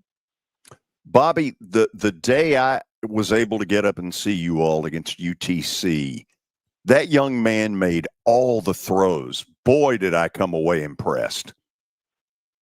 Yeah, he's an exceptional player, and hopefully Kelly can watch him play on video. Tell me what he thinks. He gets the ball to the right people. He's a multi-read guy, meaning he can get off the first read, get to his second or third. He's extremely athletic, so he can move in the pocket. He can run. He's got 3 rushing touchdowns already, and only one of them on a design run play. He's just so adept at getting the ball out of his hands and spreading it around. You look at our receiver chart right now. We've got 11 different guys catching the ball, so there's not just one guy he's going to. He's spreading it around, which that's really good for your football team because all 5 in the route know that he could be coming to them. So he's done an excellent job through these first 3 games for us. Bobby, this is probably a question you'll cringe at, but I'm gonna throw it out there and see where you go with it. We're pretty excited about a new sporting event that is going to come here in early January. The title game of your classification at Vanderbilt Stadium on that first Monday night of 2026. And of course, North Dakota and North Dakota State and South Dakota State have all dominated in recent years. And there's yet sort of this, man, it would be great if a team closer to home could make that kind of a run. Do you all talk about that? Yeah, I'm not going to cringe at that at all. Our first team meeting the goal was January 5th, 2026 to end up in Nashville. That's what in my opinion, that's what the goal of every team should be. You should aspire to be the best at what you do. And you mentioned North Dakota State. They've won 10 of the last 14 national championships. South Dakota State's won 2, and the other 2 were JMU and Sam Houston, who moved up to FBS. So the Dakotas run college football right now, and everything we've done in the 22 months we've been here is to build our roster to match the best teams in the country. They're physical, they dominate, they'll play 2 tight end, they'll play a 250-pound fullback, and they just maul everybody. So nobody's had the ability or the wherewithal yet to build a roster to match those guys. And when I say that to you, obviously we got to get through the OVC, we got to win our league, we got to play all those games before. But at some point, what happens to the teams east that go west? This happened to Tennessee Martin last year. They won their first round game at New Hampshire. They go to Montana State and lose 49-17 and just get overmatched physically. So somebody from the East has got to rise up and create some competition for those guys, because the Dakotas are running FCS football right now. So, Bobby, clearly you've been able to upgrade the roster, but you've done it without the luxury of being able to say to a recruit that comes on campus, hey, look at our beautiful stadium, because it's halfway under construction. Well, as it gets finished, how big a help's that going to be for y'all? Oh, that'll be huge. The biggest reason I took this job 22 months ago was Phil Oldham, the president. I've been doing this 34 years, guys, and I've never been around a president who sees the entire chessboard like he does. He's invested in the campus, $750 million in his 12 years. This place is as beautiful as any campus I've been on. We just recently got voted the #1 ranked public university in Tennessee. He's invested $60 million in that stadium project. He's invested we're going to build a football operations building. There's a new student union going in the end zone where the scoreboard currently is. So it's going to get closed in the course of the next 2 or 3 years. He's invested in staff, salaries. He's invested in revenue share for our players. That's how we recruited the #3 class. We're good at recruiting, but you got to compete in rev share. So all of these things, George, he's invested in because he knows winning football is going to continue to help grow what's already a really impressive university. Kelly, it is. They've gotten some great things done. It's your turn. Coach, let me get on my my soapbox like I do. It seems like every day here, but you said you've been in the coaching for 34 years, and you're obviously a quarterback. Well, what do you think quarterback play is right now? Because I look around the country, and these guys hear me all the time, but I had to learn the game. I learned from Coach Donnelly and Coach Robbins at Middle Tennessee. We played Tennessee Tech a long time ago, and I was taught the game, but nowadays, guys, you got all these 5-star kids going to all these Group of 4 teams, and the moment that they get in trouble, they take off running. Well, what do you think about the quarterback position and how it's played in college now? Oh, that's a great question, Kelly. We could talk about this one all day.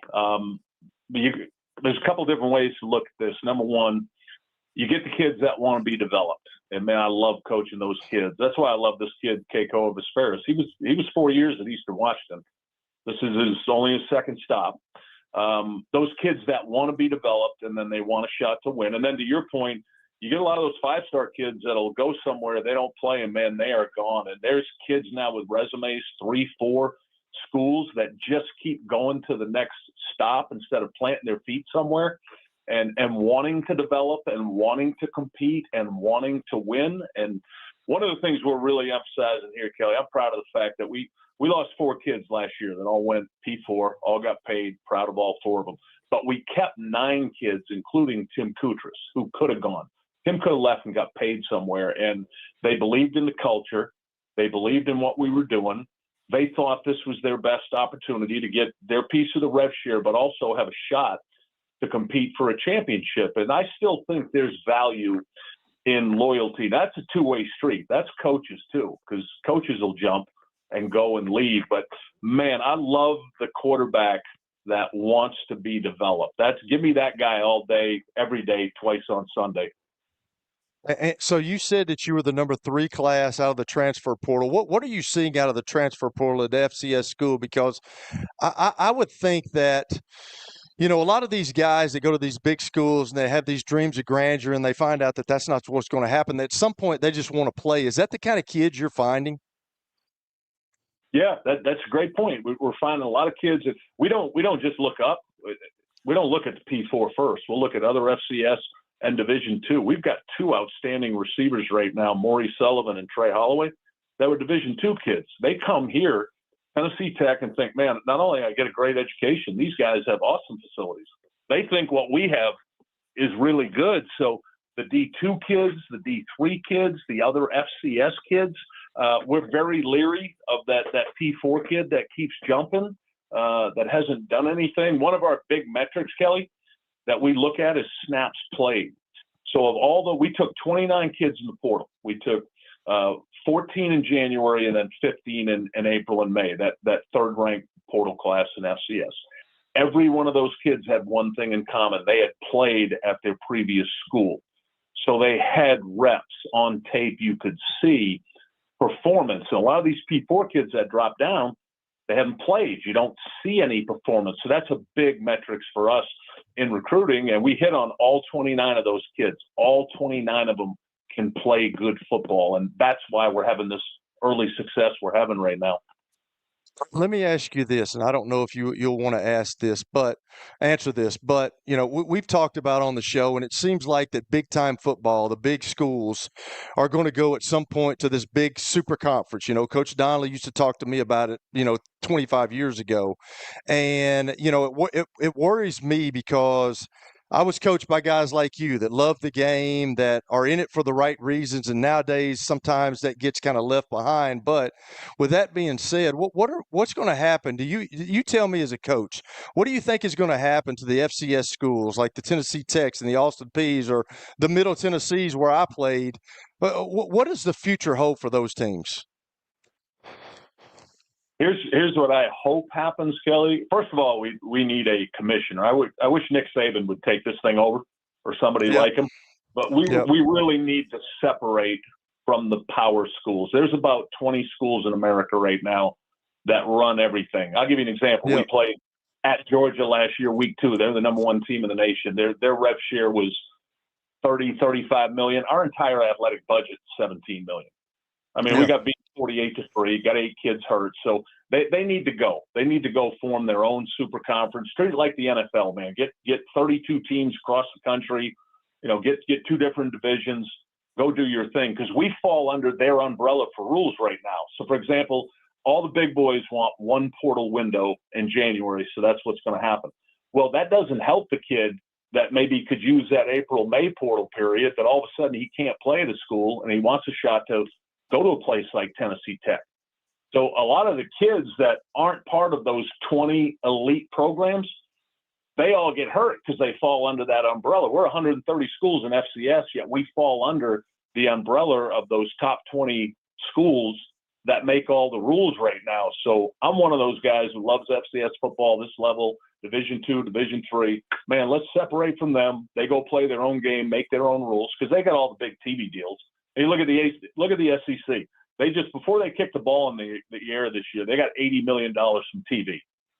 I mean, they're in an elite class, and I don't begrudge them anything. And I love the rev share for those elite players, because that's why people are turning the TV on to watch those kids play football. But they're in their own stratosphere right now. We need to separate from them. And if we do that, that'll protect FCS, D2, D3. So my last question here, Coach, is I see where you guys are going to a new conference. Is that a great move for you guys? I know y'all are leaving the OVC. I know you still worried about this year. I understand that, but next year you're going to the Big South. What are your thoughts on that? Yeah, I'm all about the OVC this year. That was our goal, to win this league. If we win this league, then we get an automatic bid into the FCS National Championship Tournament, that 2014 tournament. And last year we tied for the league championship. We didn't get the automatic, and we didn't get in at 7-5. Didn't deserve it. Next year we'll go to the Southern Conference with schools like Chattanooga. It's for the overall athletic department, Kelly, and for Tennessee Tech. It's a good move because those schools are more regional. 7 of the 9 teams in that league are within 250 miles. So you're talking about 15 sports teams that got to get on a bus. Man, we got to bus 10 hours to get to Western Illinois, or we'd have to bus 10 hours to go to Charleston Southern, the schools in the OVC. Now we got to take a charter plane. But you think about 15 sports having to do that. You know, your women's basketball team, your volleyball team, and it's going to make it so much better on all 15 of our sports to have 7 schools now within 250 miles. That's a 4-hour bus ride. That's so much easier on the athletes. Go ahead, Parker. Coach Wilder, very excited to talk to you today. It's been a pleasure having you on the show. Like yourself, like Kelly, I am also a former quarterback, and actually one of my first official visits was to Tennessee Tech. One of my first official visits was to Tennessee Tech under the previous administration. So I'm very familiar with Tennessee Tech, the football program, with Cookeville as a whole. Very excited for the success that you guys are having. Thank you. And something that I'm sure what was that? Thank you. I appreciate that. Absolutely. So something I'm sure that you're very familiar with is how explosive your offense has been. And I'm sure you know that you guys are averaging over 60 points per game through the first 3 games of your season. What has made your offense click the way that it has early? We got such good balance right now. We're averaging 270 yards a game rushing and 280 passing, for 550 yards. Having that balance, the ability to spread the ball around. I mentioned earlier, we've had 11 different guys catch the ball. We've got 10 different guys running the ball. The ability to spread the field so we can work it horizontally, vertically, in the run game and pass game. That's been the key. And as you know, as a quarterback, Kelly knows, you got to have the trigger man. You got to have the guy who's got the ball in his hand that can distribute it. And he is so good in the RPO game. He's so good at when he needs to check off something into something else. And that's what's really led to this success so far, is that balance between run and pass with what we're doing. Bobby, appreciate you taking the time to come on with us. Good luck Saturday against Tennessee State over at Nissan. I think it's 3:30 start time. Am I right? Yes, sir. 3:30 Saturday. Come on. Let me know if you guys need tickets. I got you covered. Hey, appreciate it. We're all about free tickets. Right, Kelly? Absolutely. Anything for free, it's for me. Give me 3. Yeah, Kelly's cheap. Hey, Anything George, for free, George, he'll take. I need you to drive Kelly and Parker up here so we get the QB club started. Oh, let's do it. You know what? We'll do that. And in the meantime, when you go see Timothy, you tell him I said to behave. I'm headed down there right now to the safety meeting. I'm going to let him know. Talk to you. Thank you for the visit. You got it, guys. Appreciate you. Wings up. That's Tennessee Tech football coach Bobby Wilder. Man, he has got them on a roll. Kelly, I saw them absolutely beat the snot out of UTC. That shocked me.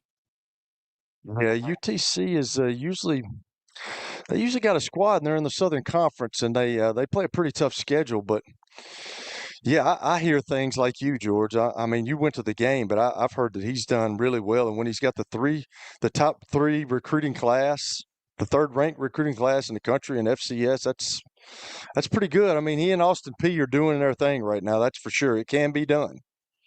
Okay, after the break, I'm going to get the 2 quarterbacks in a huddle and find out what it is they want done in teaching the young quarterbacks of today that isn't happening. This is the George Plaster Show. When I got my first car, my dad told me, keep the gas tank full and my number on speed dial. Now parents are telling their kids, save 615-242-9000 just in case. I'm Blair Durham. If you or someone you love is in a wreck, call us. We're here to get you the money you deserve. Sports and Social in Green Hills Mall is the new home for our Football Night in Nashville promotion. Their food is terrific. Their TV setup looks like a racing sports book in Vegas. And if you're a sports fan, you can't beat it. Starting September the 4th, we'll broadcast from Sports and Social every Thursday night. There's Pop-A-Shot, great football, and the chance to win a beautiful Mikey's Motors golf cart. See you at Sports and Social in Green Hills Mall. Here's Officer Darren Hoskins for the Metro Nashville Police Department. The Metro Nashville Police Department is on the forefront of policing in this century, and I'm glad I'm a part of it. I'm glad I get to find other good officers, other future good officers. And if you're watching today, or you yourself or someone you happen to know is interested, join mnpd.com. Feel free to reach out to us because we need good officers, and it's a great city to work for. That's just going to be the start. Star Physical Therapy was established in 1997 with one great mission: to serve. If you're hurting, don't wait to receive physical therapy. You don't need a referral to see their physical therapist, and early morning and evening appointments are available. Make the call to 615-673-1420 and get rid of that pain. Star Physical Therapy, the official health provider of Football Friday. Early morning and evening appointments are available. Make the call to 615-673-1420 and get rid of that pain. Star Physical Therapy, the official health provider of Football Friday. It's the George Plaster Show. Your sports live here on 94.9 The Fan.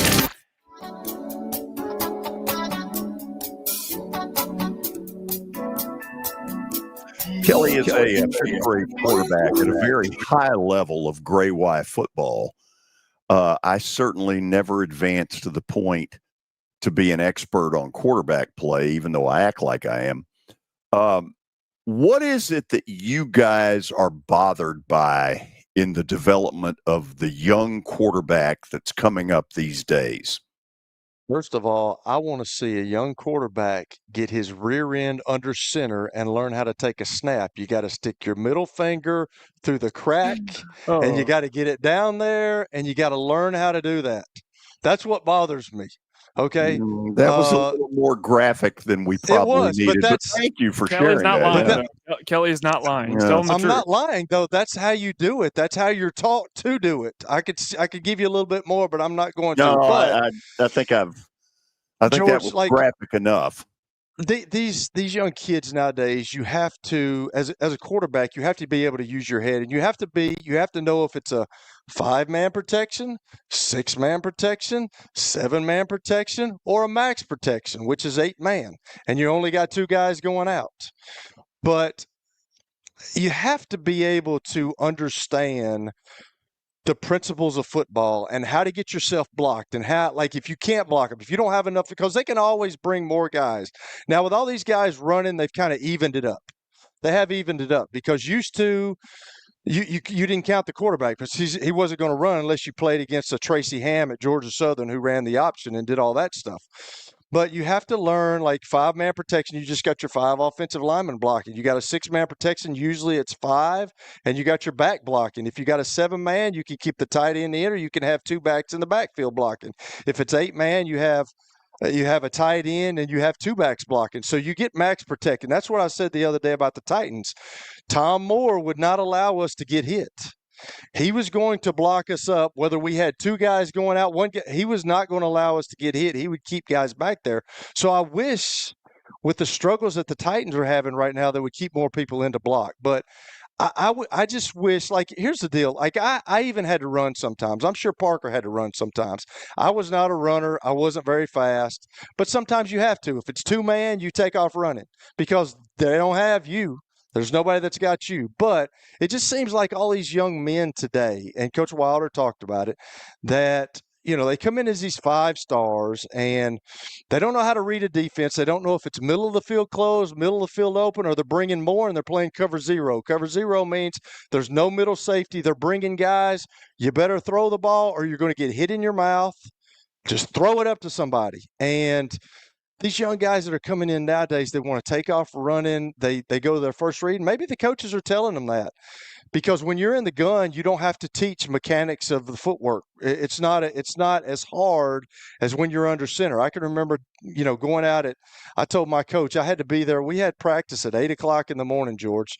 I was there at 5:30 in the morning meeting, and at 6:30 I was on the field. I was on the field an hour and a half before everybody was, and I would do 3-step drops, 5-step drops, do bag drills, get rid of the football, have to know this, I have to know who's hot, I have to know if the sandbacker's not picked up, the wheelbacker's not picked up. If I can pick it up, then I can change the mic, I can move that over, and it just doesn't seem like that's happening anymore. I know that's a little bit in depth right there, and it's really detailed, but it just bothers me because I think the fundamentals of our game seems like it's going down each and every year. And yeah, go ahead. I just don't like it. Okay, to the George who wants to call in, go ahead and call now. I'll get you in before the end of this segment for about 2 minutes. So go ahead and call in. So, Parker, I'm not wanting you to diss on coaches at Concordia, but were you taught all these things that Kelly just yapped about? Oh, that's a tough question, George. It would be easy to diss. I'm not going to, though. I'm going to keep things PG here. Well, I train quarterbacks on the side, so I see what Kelly is talking about. And part of the reason they don't know how to get under center is because they go to all these 7-on-7 camps. They have their little plastic stand with the football.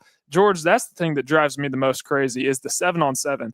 Now, I think in moderation, 7-on-7 is okay because you get to see the concept play out on the field.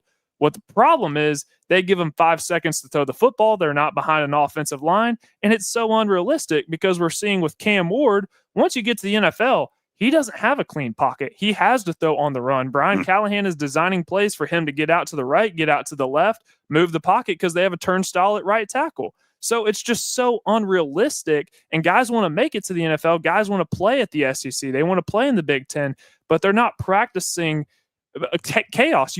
You're going to be in chaos. It's just a natural byproduct of playing quarterback. You're not going to have great offensive lines, especially in high school, but they don't practice that when they're doing all this 7-on-7 bullcrap.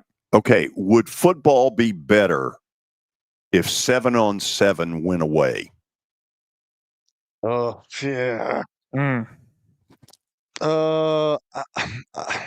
That's a tough question, George. You've presented some tough questions today. That is a tough question. I think it gives a quarterback some experience to see coverages.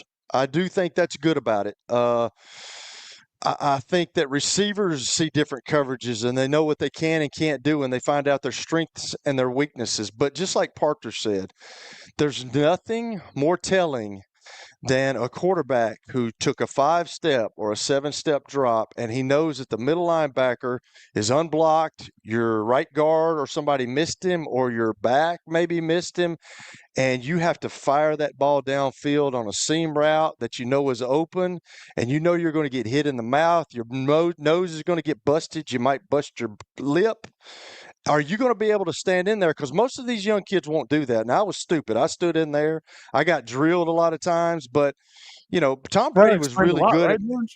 Yeah, but Tom Brady and Peyton, myself, we were able to manage the pocket. All you got to do is move a little bit. But it was about throwing the ball. It's about throwing the ball. That's why Tom Moore, even the other day, said 1, 2, 3, throw it in the stands when I talked to him. That's the way football is supposed to be. And at some point, John Mateer is finding this out. When you run too much, it's a heightened sense of you're going to get hit. Somebody's going to hit you and they're going to hurt you. And I always knew that. That's what the quarterback is about. I just don't. The new wave of where it's going, I don't like it. I know that's where it is. Everybody wants athletes. You need somebody that can operate in the pocket, and Fernando Mendoza is the guy that can do it for Indiana.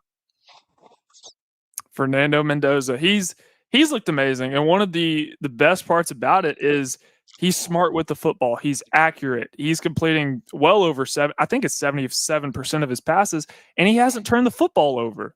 And that's part of the he's very cerebral. A lot of these NFL quarterbacks, let's take Caleb Williams, for example. At USC, 95% of the time he was in the shotgun. And what was the big adjustment for him when he went to the NFL? You have to get under the center. That's what Ben Johnson is trying to teach him. That's why play action. He didn't do a lot of that at USC. He didn't do a lot of that last year. But that's what Ben Johnson did well with Jared Goff in Detroit. And now he's bringing that to Chicago. And part of Caleb's game is the out of structure. That's what he's so good at. That's what makes him Superman. But you also have to be able to play in structure as well. And that's what Ben Johnson is trying to teach him. And if he can make all the out of structure plays happen, surely he can figure out the in structure part of it. Okay, I promised I would get George from Boston in before the end of the segment. George, how are you? Hey, what's up, guys? How's it going? We're good. Hope you are. Yeah, doing well. Wanted to talk a little Vandy football. One thing that I think is really exciting about this season, and that is a bit of uncharted waters for Vanderbilt, is the quality depth that Clark Lee has on his roster. And one thing that I think is really intriguing offensively is that Diego Pavia doesn't have to run around like a chicken with his head cut off against high-end competition in order for this team to win. They've got some other weapons now, whether it's Richardson, the receiver, or Junior Sherrill. Now that defenses are going to be keying in on Stowers, there's other guys who they can go to in order to just move the ball offensively. And with this revamped offensive line, they've got legitimate tackles now in Bryce Henderson and Isaiah Glass, whereas last year they had guards playing tackle, which I think caused them a bunch of problems. And I think looking at the rest of the season, oh, sorry, I didn't mean to cut you off. I was going to say, if this team can take care of business against Utah State this weekend, I think potentially 8+ wins are in play for them. And as you guys have mentioned on this show, because this committee now for the playoff really seems to be emphasizing strength of schedule, I think if there's some way that Vandy can get to 9 wins, I think there's a good shot that a 9-3 SEC team makes the playoff this year. I don't know. I think he's right. Who knows? I mean, a year ago, a third-loss team couldn't get in. So what is different this year? I would say maybe the number of ranked teams. I mean, look at just the last few weeks. I mean, I know that's going to change as conference play progresses, but a couple weeks ago, you had 2 straight weeks where there were 11 SEC teams listed in the top 25. And potentially, here's a scenario this week where if Mississippi State finds a way to win somehow, you could have that again. Yeah, you could. I mean, look. I believe it was 10. Yeah, it's crazy. It's territory that a Vanderbilt fan has never had to worry about. But you know what? If you start out 5-0, why shouldn't those kids be thinking that and talking that and having that as a goal? Now, is it going to happen? Well, I don't know. I mean, it's a real tall task. But what the hell? If you don't think big, what's the point? George, let me ask you a question. If when Diego Pavia leaves, do you think Clark Lee and his staff can keep this up? I think what they should do is I think they're going to need to go get a quarterback in the portal. I'm not sure if Blaise Berlowitz is the next guy, and it seems like Jack Elliott, who they really like as a freshman, needs a little bit more time to kind of get ready to play as a starter. I think if they can keep Tim Beck and this offense in Nashville, get a quarterback in the portal, and then keep up what they're doing with the Anchor Impact Collective, I don't see why not. Okay, I got to stop you there because I got to get to the break. Yeah. George, thank you. No worries, George. Okay, Yeah, be well, we'll wrap it up with Plaster Bet of the Day. I think I'm right that I've got 2 plays today. Surely to God they'll be better than they have been. This is the George Plaster Show. Twin Peaks is the best in the game. Here, your favorite drafts are poured at a frosty 29 degrees, and rare barrel-aged whiskeys are served just the way you want them. It's bigger game days and bolder fight nights. I mean, where else can you find a scratch kitchen that always comes in clutch every day from lunch to late night? Only at Twin Peaks, the #1 sports bar. Stick around after the sun sets. Twin Peaks is open really late. Wind down with bourbon and late-night bites.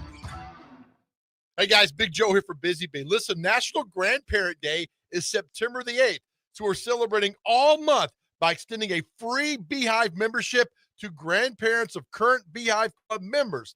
Now, you must currently have a Beehive Club membership already to qualify.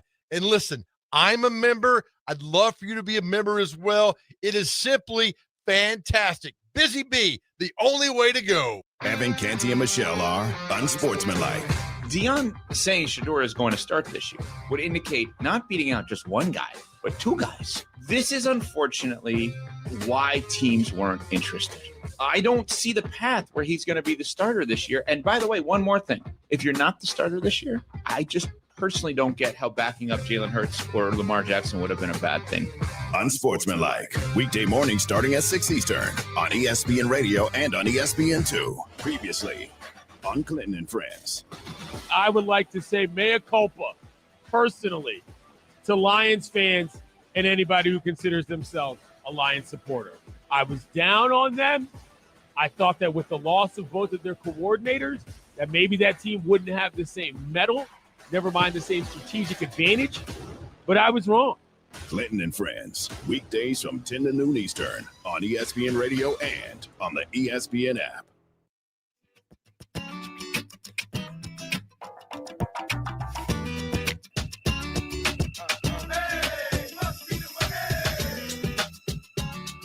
Our plaster bet of the day is brought to you by Bart Durham Injury Law. And George, we really need to get you on the board here. You let me worry about getting on the board.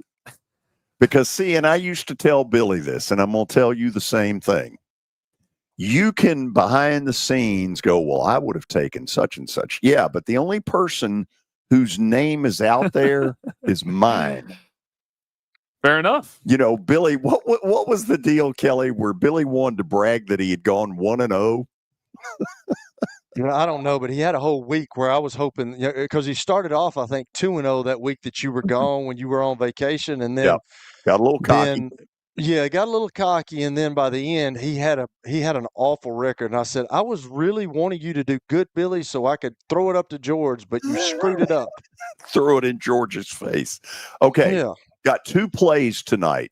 Show me the first one. The first one is the old Reds again. Good God. You can't beat Pittsburgh? You want to get in the playoffs and you lose at home to Pittsburgh? Am I a little bitter? I am. Good pitching matchup tonight. Green against Paul Skeens. This is 2 guys that can bring it. I'm going Cincinnati, but not by much. Then a second play, the Dodgers, who seem to be wanting to push Arizona out of the playoffs. Last night, Ohtani was great for about 5 innings. That got them I don't guess it did get them the win, did it?